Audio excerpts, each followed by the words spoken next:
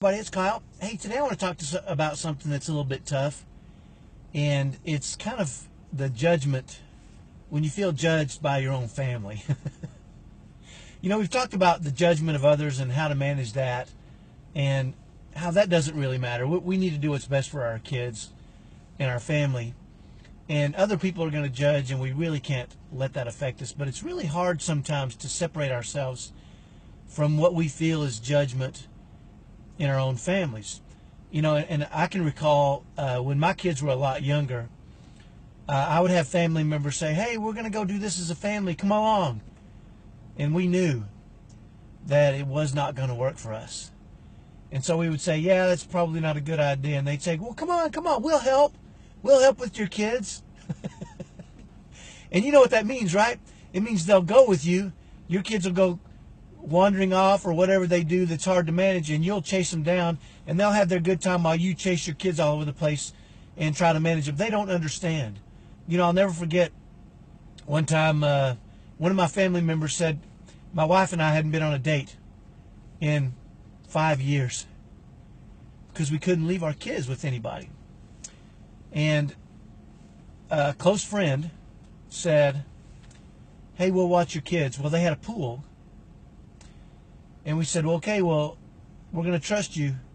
This is serious business here. You have a pool." "Well, we'll keep them inside. We'll lock it so they can't get to the pool." And we said, "Okay." And, we trusted them. They were good friends. And we even left our 2 older sons there to kind of keep an eye on things too. We trusted them more than we did adults because they knew.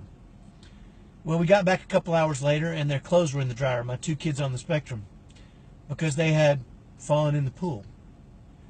And my 2 sons had been watching them so closely that they caught that and were able to fish them out. And so then we say, "What? The clothes are in the dryer. What happened?" "Oh, nothing. It's no big deal." Well, then we got home. My sons told us they fell in the pool, and we were furious. And this isn't that unusual, right? Because people don't understand the kind of diligence you have to have with some of our kids. And so they don't understand when they say, "Come do this, let's go do that." And you say, "It's probably not a good idea." And they say, "Well, why not? I mean, come on, you should." And they kind of make us feel guilty, right? And so, it wasn't until we implemented 2 things, and I want to share those with you, that we really started to escape really those feelings of guilt for us. And it really kind of repaired our relationship with our family. Because your family can be we know they care, but they really don't understand our specific circumstances all the time. And they're not ever going to. So let's give them a pass on that. But the 2 things we did was number 1, I remember when my wife and I decided we were going to create 3 rules for our family. And this is as we were creating our curriculum for Thriving in Chaos. And they were this: we're going to do what's best for our family long term, even if it's hard. That was going to be 1 rule. Number 2, we were going to do what was best for our kids on the spectrum long term, even if it was hard. And that meant sometimes we had to do things that other people didn't like.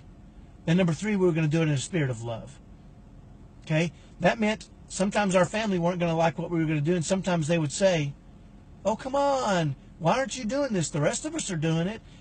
Or "Go with us here," and we just didn't have the money, or whatever the circumstances were. But it still was tricky until the second thing we came up with, which was this. We realized when we couldn't do certain things or didn't want to do certain things because of our situation, and our family said, "Well, you should really go," or "Why not?" or "Come on," right? It made us frustrated at them, or it made us feel guilty. And both of those things were what we called them controlling us. And that wasn't healthy, because we were doing what was best for our family, doing what was best for our kids on the spectrum, and we were doing everything in a spirit of love. So why should we ever feel guilty or frustrated with other people when they start to pull this? And we realized what we were doing was letting them control our minds and our thoughts and how we felt and our frustrations and our concerns. And it wasn't fair to us to allow them to control that. And it wasn't fair for them when we allowed them to do that. And so a lot of this was about when they would do that is us to say, we're doing what's best for our family. We're doing it in a spirit of love. We know what's right. if they say something else, we're not going to let that affect us in any way. We're not going to be mean to them, but we're not going to let that affect us in a way that discourages us or makes us feel frustrated or angry or guilty about the situation. And that really absolutely released us and allowed us to do what was perfectly right and the best way we knew how to manage our family. It was really a release for us, and it was fantastic. And, you know, I kind of want to, I'll never forget when I saw the movie Dinner for Schmucks. And there's a part where a guy thinks he has brain control and a guy thinks he has mind control, and they're controlling each other by doing this crazy stuff. It's brain control and mind control. And it reminded me of how we used to let our family control our moods and our states and how we felt. And it wasn't fair to them or to us. And so when we released ourselves from mind control and brain control, and I'm going to put that link on here. It's a little crass, so watch it up until they say a bad word and then turn it off. But it's really kind of funny and kind of gives you a description of how, when we allow that, if we're doing what's right, if we're doing what's best for our family and for our kids, and we're doing it in a spirit of love, we should never allow them to control our feelings or our minds, and we should be okay with that. So I'll put that link to that brain control versus mind control on here. I think it's on YouTube. It's a real funny scene. You'll want to watch it.